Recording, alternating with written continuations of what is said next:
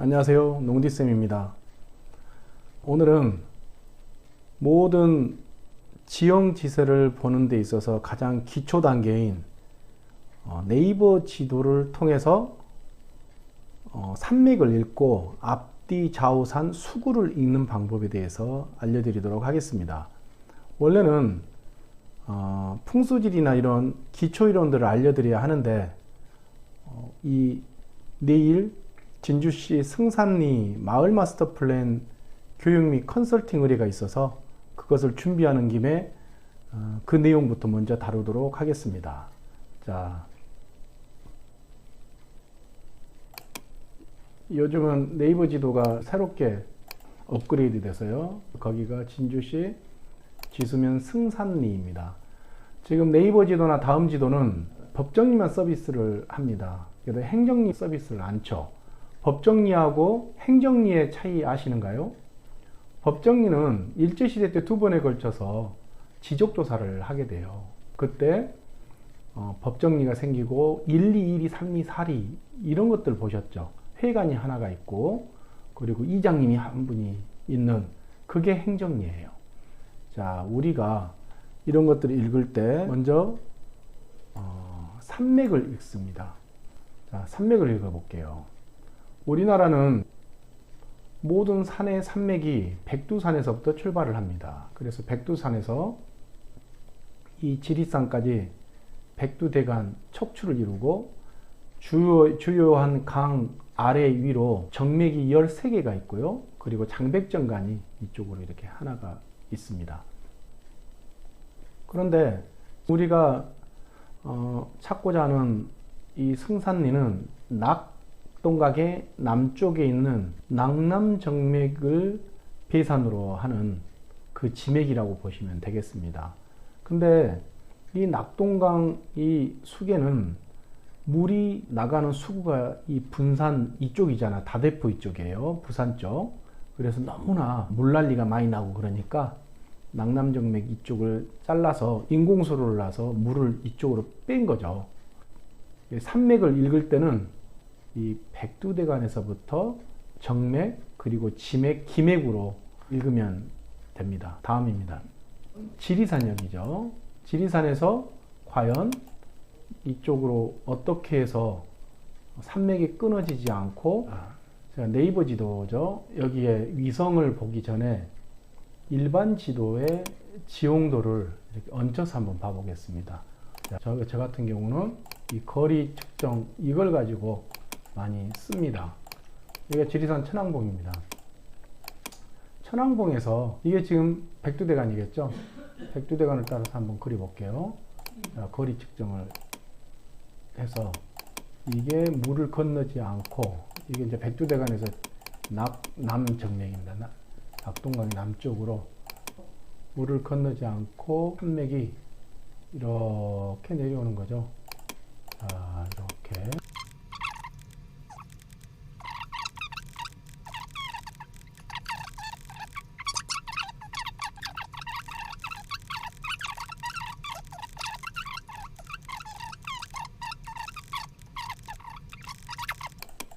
마을의 뒷산인 신방산까지 오게 되죠.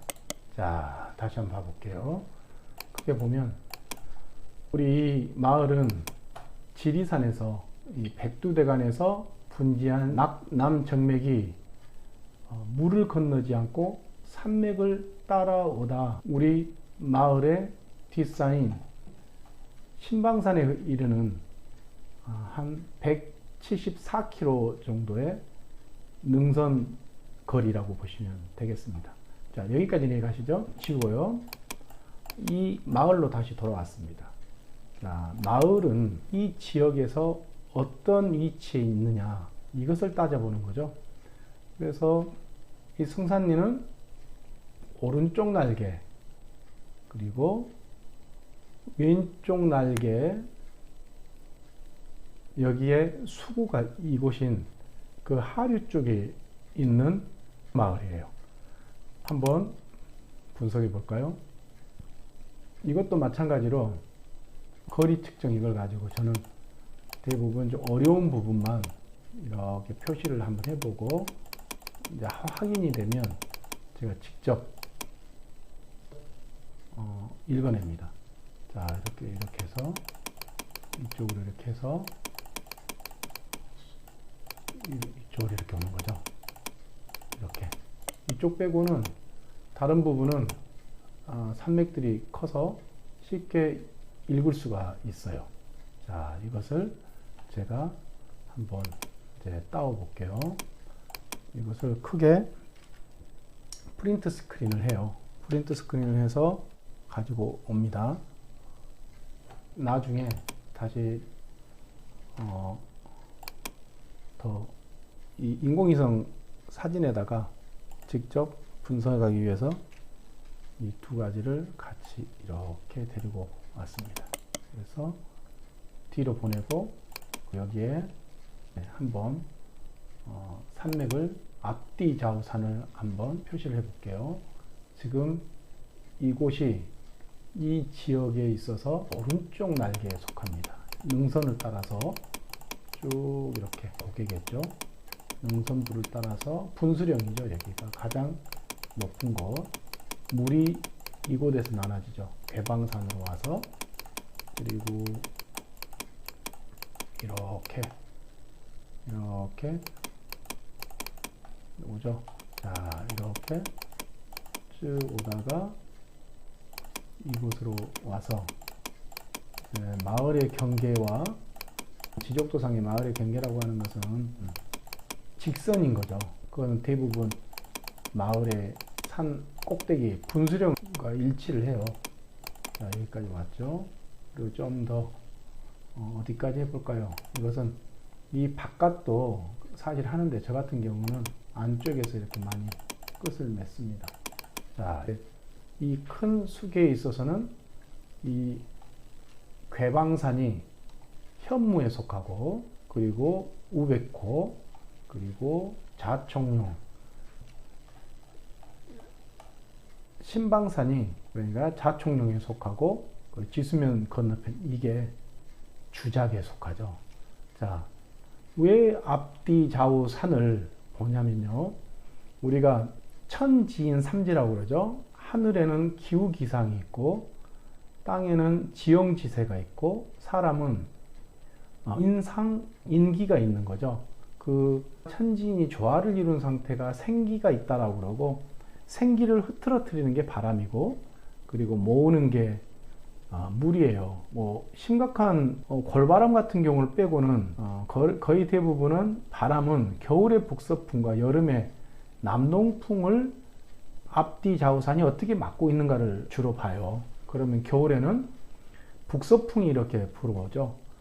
북서풍이라고 하는 것은 10월 20일 전후 상강이죠. 가장 낙엽이 아름다울 때 그때 평균 온도가 20도가 되면서 바람의 방향이 바뀌어요. 3월 20일까지가 평균 온도 20도 지점이거든요. 그래서 그때까지 겨울에 북서풍이 이렇게 불면 여기에서는 이 산맥이 겨울에 북서풍을 막아주는 굉장히 중요한 방풍 숲이 되겠네요. 그런데 문제는 이쪽이 좀 약하죠. 그리고 여름에는 이쪽에서 남동풍을 받게 돼요. 그런데 이쪽에 산들이 높고 하니까 이제 여기 같은 경우는 이 골짜기를 넘어서 이 골짜기풍이 좀 있겠네요. 그래서 앞뒤 좌우 산에 의해서 바람을 어떻게 막아서 생기를 흐트러뜨리게 하는 것을 막아주느냐, 그리고 물을 어떻게 모으고 있느냐를 보는 것, 말 그대로 풍수지리라고 그렇게 정의를 내립니다. 좀 더 가까이 우리 승산리 지형지세로 다시 한번 가볼게요. 전체 마을은 무슨 향이죠? 서향이죠. 그러면 이 승산리는 무슨 향인가를 한번 봐보도록 할게요. 여기에서 보면 승산리는 신방산이 현무가 돼요. 제가 분석해 놓은 것을 한번 봐볼게요. 그래서 여기가 현무, 여기가 500호, 여기가 자총룡에 속하죠. 그러니까 마을은 베이산임수로 읽어요. 그러니까 북쪽과 동쪽, 북동향이라고 할 수가 있어요. 큰 이 입지는 북서양이지만 이 마을은 북동양인 거죠. 자, 그랬을 때 이쪽이 겨울에 북서풍을 막아주는 데 있어서 좀 약한 부분이고, 자, 물을 한번 봐볼게요. 물이라고 하는 것은 세 가지를 봐요. 첫째, 물이 어디로 나가느냐. 자, 수구. 둘째, 어디에 샘이 있느냐. 세 번째가 물이 어떻게 눈을 찌르느냐. 이걸 보는 거거든요. 지금 여기서 보면 이게 물이죠.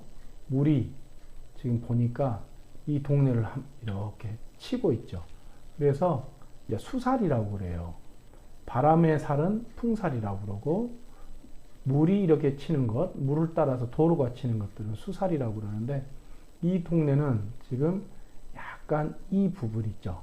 중학교 이 부분은 풍살과 수살이 만나는 곳이긴 해요. 그런데 내일 이제 설계를 해야 될 곳이 이쪽에 폐교인데, 이쪽에서 약간 수살을 맡긴 해요. 그렇지만 이쪽에서는 아마 마을숲이 있거나 뭔가 무슨 장치가 있을 거예요. 선앙당이나. 지수면사무소는 행주형이라는 말 들어보셨어요? 배가 떠나는 형, 이런 데가 돛대 자리. 전체적으로 보면 여기가 진짜 중심 혈익인 것 같아요. 그리고 하천이 이 면사무소를 안고 돌고 있죠. 이런 데가 좋아요.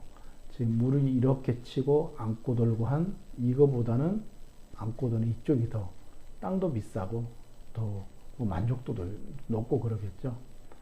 요즘 제가 가끔씩 십승지도 올리고 막 이래서 사람들이 이제 물어봅니다. 이 코로나 바이러스는 어떻습니까? 라고. 뭐 지금은 시대가 바뀌어서. 근데 이제 도로나 이런 것들이 이제 발달을 해서 시간적인 거리들은 좀 좁아져도 도로가 풍토를 전체를 바꾸지는 못해요.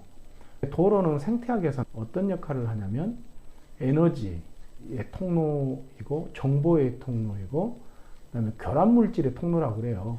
이거를 통해서 확산되고 하지만 이쪽에 이 풍토를 근본적으로 바꾸지는 못하죠. 십승지들이 이런 조그만 마을을 이야기하지는 않아요.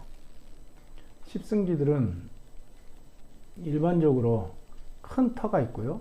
그 다음에 물을 댈 수가 있고, 쌀이나 이런 것들, 주식으로 할 수 있는 것들이 한 10,000명 정도가 먹고 살 정도로 풍요로워해요. 그리고 외부에서부터 이것이 여며져서 많이 들여다보지 않아야 하는 거죠. 십승지에서 세 가지가 기근, 그 다음에 전염병, 그 다음에 전쟁이잖아요. 이 세 가지로부터 안전할 수 있는 이 십승지의 그 원리대로 보면 바깥쪽 이 마을보다 이쪽이 훨씬 십승지에 가깝다라고 보시면 돼요. 왜 이런 쪽에는 집이 없을까 궁금하시죠? 물이 이렇게 수사를 맞기 때문에 그래요. 이것이 안고 도는 이쪽에 집들이 이렇게 있고, 그래서 이 물이 이렇게 흐르니까 이쪽 어딘가에 이 농민주유소 있죠? 이게 비보숲의 기능을 해요. 마을숲 같은 그런 역할이 있죠. 그렇게 해서 이 물을 방어하는 거겠죠. 그리고 중심부를 보면 이 재밌게도 이 정이 많아요. 정. 고가도 있고 정자가 있을 때는 이 정자 하나를 보는 게 아니고요. 그 본가가 어딘가를 봐요. 그래서 본가에서 거기까지 걸어가면서 보는 경험 전체를 정원이라고 그래요. 그래서 별서정자라는 말을 쓰죠. 마을에 간 여기 있고, 네. 그리고 연정이라고 하는 것은 방향을 이렇게 보고 있네요. 이건 굉장히 재밌는 거예요.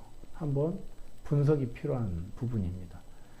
경험적으로 봤을 때 수구에 가까운 정자는 수구를 보는 것이 보통 일반적인데, 이것은 남쪽을 수구의 반대 방향을 보고 있는 게 특징이네요. 이 부분 분석이 필요한 대목입니다. 자, 이 동네 한번 봐볼게요. 이 동네도 굉장히 부잣집 마을이겠죠. 자, 도대체 뭐로 봐야 하냐. 이쪽 동네는 범상치 않은 곳이네요. 그런데 이거 같은 경우는 것이 이 남강이 이 동네를 이렇게 친다고 그랬죠. 치면서 이쪽으로 흘러가는 거 아니에요? 그랬을 때 이것이 피부의 역할을 해줘요. 굉장히 중요한 곳이죠. 그리고 이 동네에 있어서는 이거 있죠. 이 부분이 이 동네에서는 굉장히 중요한 피부 기능을 해요. 제가 이것에 대해서 한 가지 다시 봐야 될 부분이 있네요. 이게 다시 보니 이 맥이 아니네. 이게 이 맥이에요. 이 맥이 이렇게 흘렀던 물길이 이쪽으로 인공적으로 생겼다든가 아니면 자연적으로 이렇게 쳐서 이게 짧아진 거네요. 지금 보니까. 그래서 이것은 이 동네에 뭐에 속하냐면 건너산 조산의 지맥이라고 보시면 되겠습니다. 굉장히 재미있는 현상이네요. 이쪽에서는 이쪽이 잘 보이지 않고 고개를 건너서 이쪽이 확 드러나는 그런 지형이네요. 자, 보시면 이제 어느 정도 동네를 이제 읽을 수가 있어요. 앞, 뒤, 좌우 산이 겨울의 북서풍과 여름의 남동풍을 어떻게 막고 있는지, 그래서 기가 흐트러뜨리지 않도록 하기 위해서죠. 그리고 이 산에 의해서 수구가 어디고, 그리고 샘이 어디고, 물이 나를 치고 있느냐 안고 도느냐를 본다고 그랬죠.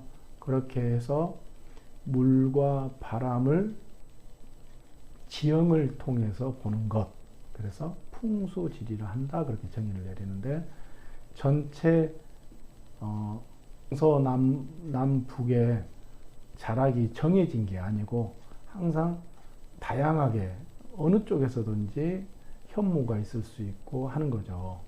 남주작 북현무 이런 말은 근거가 없는 소리입니다. 하나만 큰 입지면이 있느냐, 그 속에 작은 입지가 이렇게 있다고 그랬죠. 그래서 이 동네에 있어서는 신방산이 현무가 되고, 그리고 이게 우백호가 되고 이쪽이 자총령이 되는 거예요. 그러니까 이렇게도 한번 보고는 싶었었는데, 이것은 그럼 무슨 역할을 할까? 이것이 내백호의 외백호에 해당돼요. 오늘은 복잡한 이야기는 아니에요. 마을 마스터 플랜을 그리거나 마을을 컨설팅할 때 저희들이 일반적으로 쓰는 지형지세를 읽는 방법에 대해서 간단히 말씀을 드렸습니다. 다음 시간에는 풍수지리의 개념에서부터 이 마을의 자원을 어떻게 읽느냐, 이것들을 좀 알려드리고 싶네요. 원래는 컨설턴트들이나 중간지원 조직의 이 전문가들이 항상 관심 있게 봐야 될 게 이 지형지세입니다. 우리 차별성이라고 하는 이야기를 하잖아요. 1번 사람이 차별성이 가장 큰 거고요. 두 번째가 이 장소감이에요. 공간에 사람이 나타나서 시간의 흔적을 장소라고 그러거든요. 세 번째가 이제 마을의 어떤 자원들을 이야기를 하는데, 저희들이 이 지형지세를 읽어봄으로써 그 공간이 가지고 있는 역사성, 그 다음에 장소성들을 유추해냄으로써 굉장히 다양한 이야기들을 할 수가 있어요.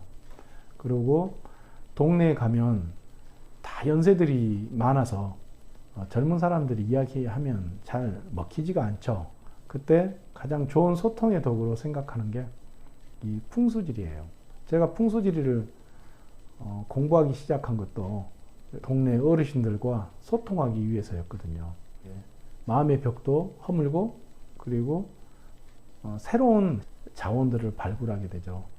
내일은 이 승산리에 가서 주민분들과 이 마을의 특징이 뭐고, 이 마을이 단계적으로 어디로 가야 하고, 우리 자신들이 가지고 있는 인적 자산은 뭐고, 그리고 앞으로 트렌드들이 바뀌면서 마을이 어떻게 대응해 나가야 될 건가를 같이 고민하는 시간을 만들 거예요. 오늘은 여기까지입니다. 여러분들 코로나 바이러스 때문에 걱정 많이 되시죠? 이럴 때일수록 움츠려들지 말고 뭔가 새로운 것에 도전하고 하셨으면 합니다. 농지쌤이었습니다.